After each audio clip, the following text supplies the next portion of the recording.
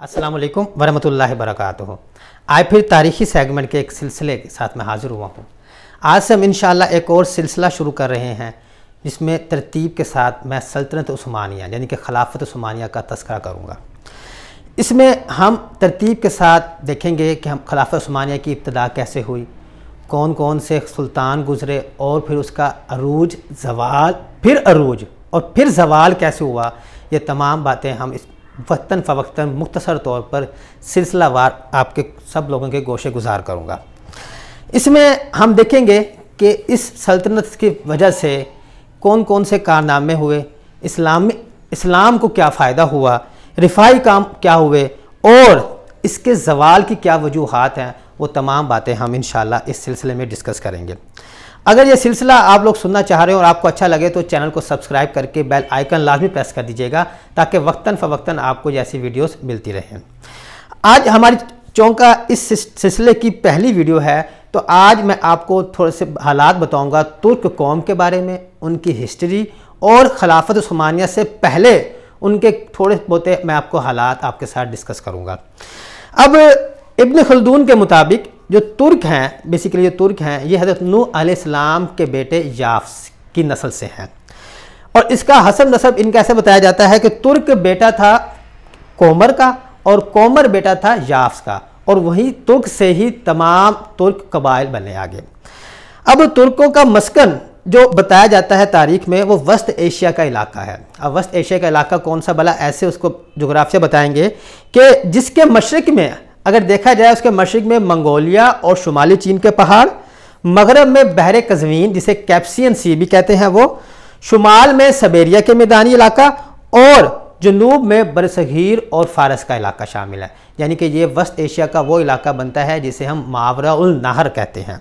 और मावरा उल नहर को अंग्रेज़ी में हम लफ्ज़ इस्तेमाल करते हैं ट्रांस ऑक्सानिया। अब जदीद दुनिया के मुताबिक जो आजकल मुल्कों के हालात है उसके मुताबिक जो इलाका बनता है किसका भला, अज़्बकिस्तान, ताजिकिस्तान और जनूब मगरबी काज़ाकिस्तान का। यानी कि ये इलाका है आमू दरिया और सेर दरिया का दरमियानी इलाका, जिसके मशहूर शहर समरकंद, बुखारा, खजंद, असरोसना और तइम्स वगैरह है। 6वीं सदी ईस्वी के से बताया जाता है कि वहाँ से तुर्क कबाइल ने नकल मकानी शुरू की। उन्होंने नकल मकानी शुरू की दरियाए खैजूम, जिसे आप आमू दरिया भी कहते हैं, उनके करीब इलाकों में और एशियाई कोचक के इलाके में फैल गए। इस नकल मकानी की कई वजूहात बताई जाती हैं, जिनमें दो ज़्यादा बताई जाती हैं। एक वहाँ पर खुराक की कमी और दूसरी मंगोलिया के कबाइल इन पर हमला करते थे, इसलिए उन्होंने वहाँ से नकल मकानी की। अब दरियाए जेहून जिसका नाम आमू दरिया भी है, ये दरिया पामीर के पहाड़ों से निकलता है। ये बाकायदा सरहद है अफ़गानिस्तान और ताजिकिस्तान के दरमियान, इसी तरह उज़्बेकिस्तान और अफ़गानिस्तान के दरमियान और अफ़गानिस्तान और तुर्कमानिस्तान के दरमियान ये बतौर सरहद भी काम करता है। और अगर बात की जाए एशियाई कोचक की तो इसको अंग्रेज़ी में एशिया माइनर भी कहा जाता है। ये मगरबी एशिया का एक जजीरा नुमा इलाका है जहाँ पर आज तुर्की है। इसे अनातोलिया भी कहते हैं या अनाज़ोलिया भी कहा जाता है इसको। अब इस इलाके की बात की जाए तो खलीज इस्कंदरौन से लेकर बहरे अस्वद तक जो तहादे नज़र इलाका सारा है वो सारा इसी में शुमार होता है। जैसे कि मैंने पहले बताया कि इसमें तुर्की अब शामिल है। इस पर तारीखी बात देखा जाए तो इस पर रूमी सल्तनत, बाज़नतीनी सल्तनत और खिलाफत उस्मानिया हुकूमत करती रही है। ये जोग्राफिया और इलाकों के जदीद नाम, ये सारी बातें अंग्रेज़ी नाम बताने का आपको बेसिकली मकसद ये है क्योंकि ये इलाकों के नाम आगे बार बार आते रहने हैं और ताकि आपको उस वक्त कोई कन्फ्यूजन ना हो। बहरहाल नकल मकानी करके कई तुर्क कबाइल वहाँ पर आबाद हुए जो तुर्क कहलाते थे या अतराक कहलाते थे। तारीख में पता चलता है तुर्कों की जो पहली हुकूमत या सल्तनत कायम हुई वो बोमेन या तोमैन के दौर में हुई। जब वो 556 ईस्वी मरा तो उसकी जगह पर तरगेश कबीला जो सबसे बड़ा तुर्कियों का कबीला था उसने अपनी हाकमियत वहाँ बरकरार रखी। तब तक रखी जब तक 121 हिजरी में नसर बिन सियार, जनाब नसर बिन सियार की सरकदगी में इस्लामी सिपाह वहाँ पर आई और उन तरगेश कबीले की हाकमियत को ख़त्म किया गया। और इनकी अगर बात की जाए जो चाइना जो चीन है, क्योंकि चीन भी एक बहुत पुरानी सल्तनत है, तो कभी तुर्क चीन के मुकाबले में अपनी सल्तनत भी चलाते रहे हैं और कभी वो चीन के ज़ेर असर भी रहे हैं। और इनका जो मज़हब था या इनका काम था वो बुत परस्ती या आतिश परस्ती था। अब अगर बात की जाए इस्लाम की एंट्री की, तो 22 हिजरी यानी कि आपका 652 ईस्वी में इस्लामी फ़ौजों ने जब इन इलाकों मावरा और नहर इलाकों की तरफ सिपाह को भेजा, तो उस वक्त इस्लामी सिपाह के सिपा सलार हज़रत अब्दुर्रहमान बिन रबिया रज़ी अल्लाह ताला अन्हो थे। उन्होंने वहाँ के जो कबीले का सरदार था शहर बराज, उससे मुलाकात की और शहर बराज ने सुलह करने को तरजीह दी। तो फिर उसी शहर बराज और मुसलमान सिपाह ने मिलकर अर्मन यानी कि आर्मीनिया पर हमले किए। और चूँकि इस वक्त अमीरुल मोमिनीन हज़रत उमर फ़ारूक रज़ी अल्लाह ताला अन्हो की हुकूमत थी, उन्होंने बाकायदा इस सुलह की हिमायत की। हज़रत उस्मान रज़ी अल्लाह ताला अन्हो के दौर में तबरिस्तान का इलाका फ़तह हुआ। 31 हिजरी जिसे आप 661 ईस्वी भी कहेंगे, इस्लामी लश्कर दरियाए जेहूं के करीब आकर पड़ाव किया और उस वजह से काफ़ी वहाँ के लोग मावरा उल नहर के काफ़ी लोग मुसलमान होना शुरू हो गए। हज़रत मुआविया रज़ी अल्लाह ताला अन्हो के दौर में बुखारा फ़तह हुआ। वलीद बिन अब्दुल मुल्क जो बनी उमैया का खलीफा था, उसके दौर में कतबिया बिन मुसलम ने समरकंद, ख्वारज़म, फरगाना, ताशफंद और काशगर को फ़तह किया। और इन इलाकों में कुतबिया बिन मुसलम ने कई वहाँ पर जो बुत खाने थे उनको आग लगाई और इस वजह से कई तुर्क मुसलमान हुए, क्योंकि उन तुर्कों का अकीदा था कि जो कोई इन बुत खानों के ख़िलाफ़ कोई हरकत करेगा तो वो उसी टाइम मर जाएगा। लेकिन आग लगाने के बाद जब कुतबिया बिन मुसलम को कुछ ना हुआ, तो इस वजह से कई तुर्क इस्लाम से मुतासर होकर मुसलमान हुए। हज़रत उमर बिन अब्दुल अज़ीज़ रज़ी अल्लाह ताला अन्हो ने बाकायदा मावरा नहर के जो बादशाह थे उनको खतूत लिखे कि आप लोग मुसलमान हो जाएं। उसमें से कुछ बादशाहों ने इस्लाम कबूल कर लिया। बताया जाता है हशाम बिन अब्दुल मुल्क के दौर में अबू सैदा की तबलीग की वजह से कई लाखों तुर्क मुसलमान हुए, जिसकी मुकम्मल तफसीर इब्न कसीर में, तारीख़ इब्न कसीर में मिल जाती है। अब बात करें खिलाफत अब्बासी, उसके बाद आती है, तो उसमें खलीफा मंसूर के दौर में तुर्की कौम को बाकायदा फ़ौज में शामिल किया गया, लेकिन उनकी तादाद बहुत कम थी। लेकिन उसके बाद खलीफा मुतअस्सिम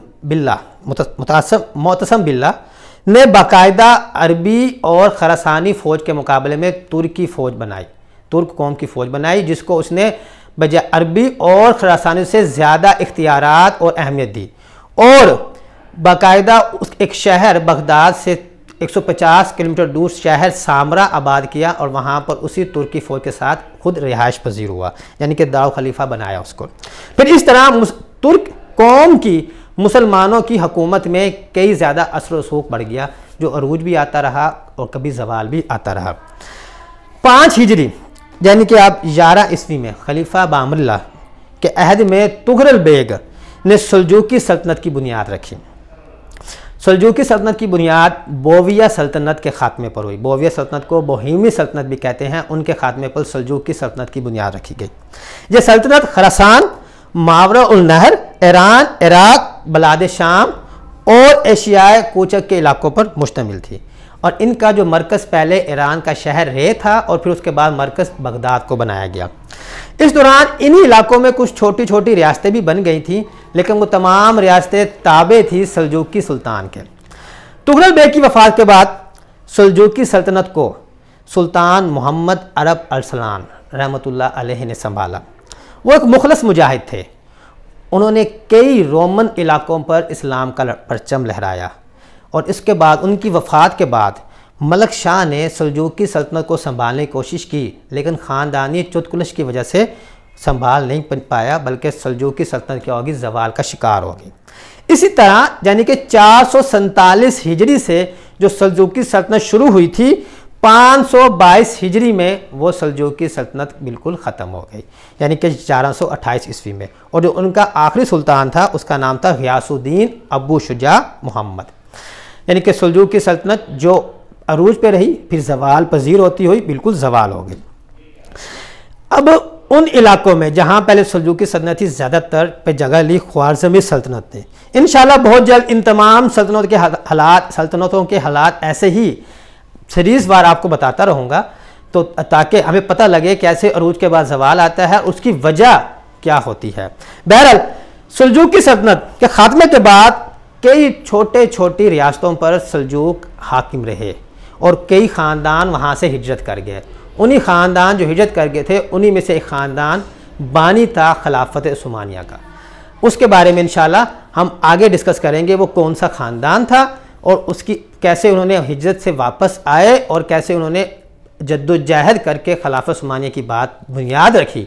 ये तमाम बातें इंशाल्लाह हम अगली वीडियो में डिस्कस करेंगे।